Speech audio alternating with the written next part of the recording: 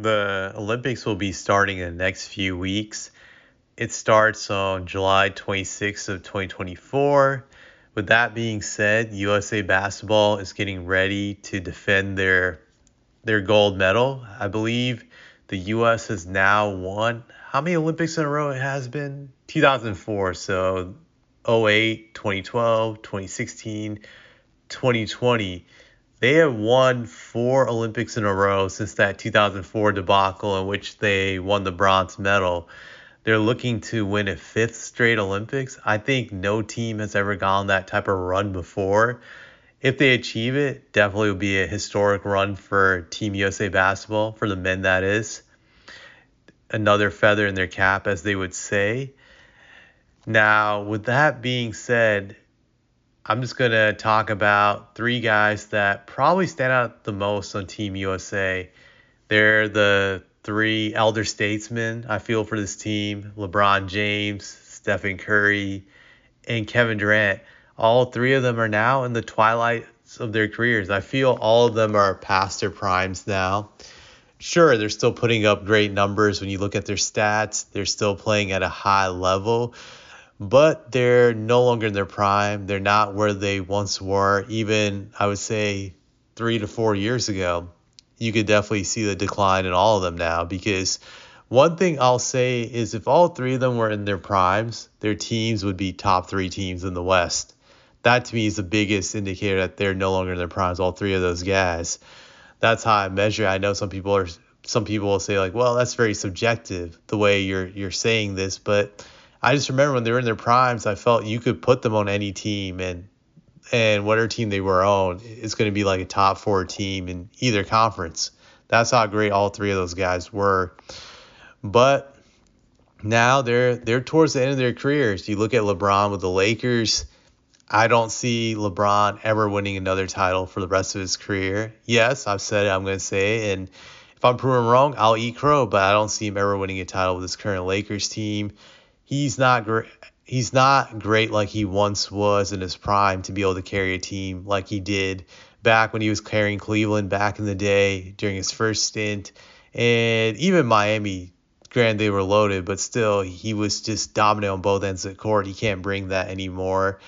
Now you go to Stephen Curry, you see the decline of the Warriors with Clay leaving, but I felt Clay was already just a shell of the player he once was once he came back from those injuries, that they couldn't really replicate the success of the Splash Brothers pre-injury, and that is why the Warriors decided not to make an attempt to re-sign him, which also impacts Curry's ability to win, because Clay was a huge reason why he was able to take the Warriors to levels that they've never been before. Granted, Clay wasn't the best player, Curry was, but he was like Curry's Scottie Pippen. I felt that he really needed him to win those championships, him and Durant, ironically. But with the way this team currently is set up, I don't see Curry winning any more championships anymore. His best days are behind him. Draymond has always been an overrated role player, but it shows up even more in old age. His only asset is violence and thuggery, so I don't see how that's going to be enough to help Curry win. And you look at the rest of the Warriors team, they have some solid role players, but I don't really see a guy that can emerge as like a second star, a truly second star, not just some empty stat player. Kuminga is a solid player, but I don't see him being a legit second star like Klay Thompson once was, which again shows that Curry is never going to win another title again. I'm just going to say he's not going to win another title. Kevin Durant, his best days are behind him when it comes to winning, I feel. Just the way Phoenix is set up, I just can't see that team winning a title. They don't have a legit power forward. He's had to play the power forward position now. But I wonder if he can play the 3 consistently now, because he's lost a step. So I'm not sure if he can guard threes anymore. And that's part of the reason why they play him at the power forward. But if you play Durant at the power forward, you need a super defensive anchor to play your center position. Nurkic is a solid player, but I don't view him as a anchor. Now, you look at all these guys' situations, they're just not going to win another title with any of their teams. I guess you can argue if they get traded to another team that's already loaded, the chance is there, but I think it's highly unlikely LeBron or Curry will get traded. Durant, there's still a chance. He's always a wild card, so you can't rule it out. He could force his way out. It's always a possibility, but I'm just going to call my shot and say all three of those guys will never win another title again. This is why the Olympics mean so much to all three of them. This is really their last hurrah to do something great, to win something great. Gold medal, in my eyes, is the second best thing you can win compared to an NBA championship. I know some people will argue, well, gold medal is more valuable than a title. It could go either way, but at least in my eyes, I feel gold medal is the second best thing.